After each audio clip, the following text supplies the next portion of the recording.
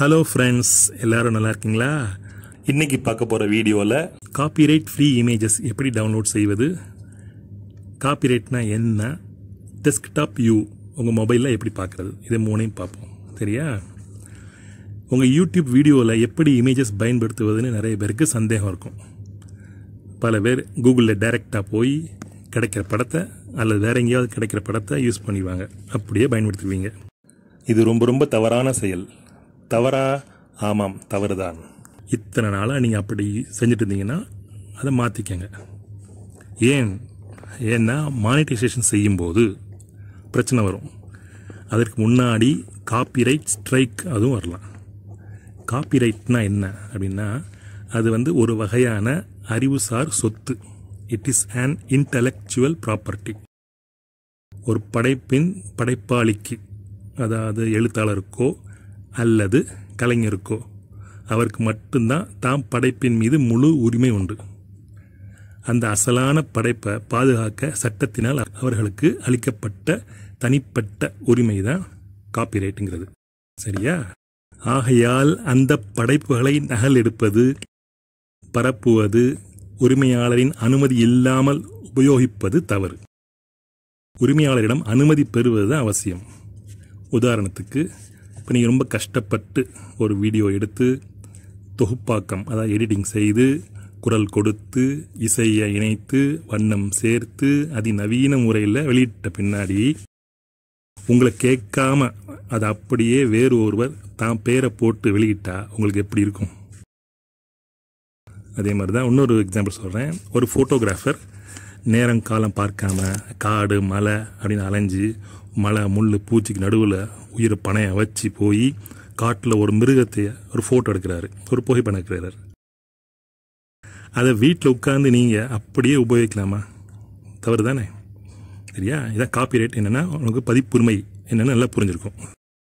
So பிற்காலத்தில் உங்களுக்கு monetisation enable ஆகும்போது, ஒரு வருஷமோ முன்னாடியோ பின்னாடியோ பணம் வர நேரத்தில் யாராவது நீங்கள் உபயோகித்த படத்தையோ அல்லது வீடியோவையோ அது தன்னுடையது என உரிமை கொண்டாடினால் உங்களுக்கு பிரச்சனை தான்.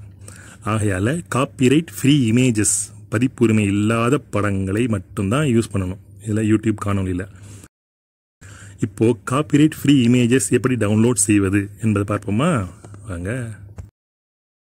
காப்பிரைட் ஃப்ரீ இமேஜஸ் எப்படி டவுன்லோட் செய்வது என்பதை ப்ராக்டிக்கலாக பார்க்கலாம். நீங்கள் மொபைல் யூஸ் பண்ணலாம், கம்ப்யூட்டர் யூஸ் பண்ணலாம், லேப்டாப் யூஸ் பண்ணலாம். இப்போது நான் மொபைல் யூஸ் பண்ணி காமிக்க போகிறேன். ஃபஸ்ட்டு குரோம் ஓப்பன் செய்யணும்.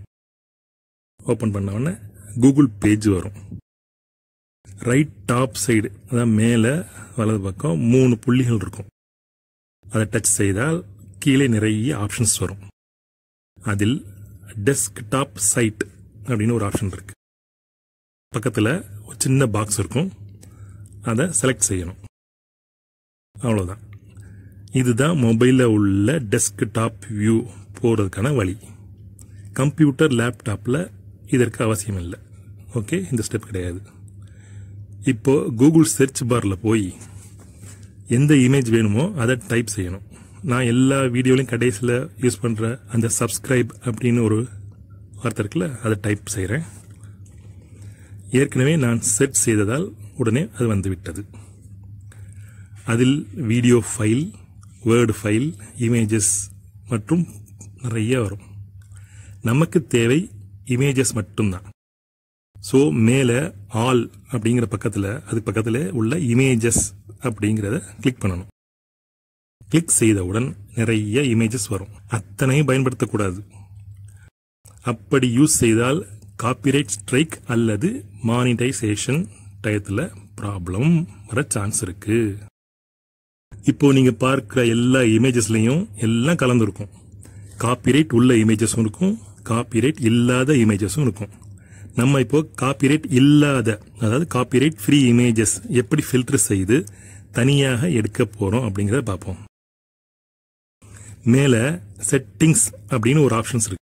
அதை கிளிக் செய்யணும். கிளிக் செய்தவுடன் கீழே நிறைய ஆப்ஷன்ஸ் வரும். Search settings, languages, advanced search activity, your data in search, search help. இதில் மூணாவது இருக்கக்கூடிய அட்வான்ஸ்டு சர்ச்சை கிளிக் செய்யணும். கிளிக் செய்த உடனே ஒரு பேஜ் ஓப்பன் ஆகும்.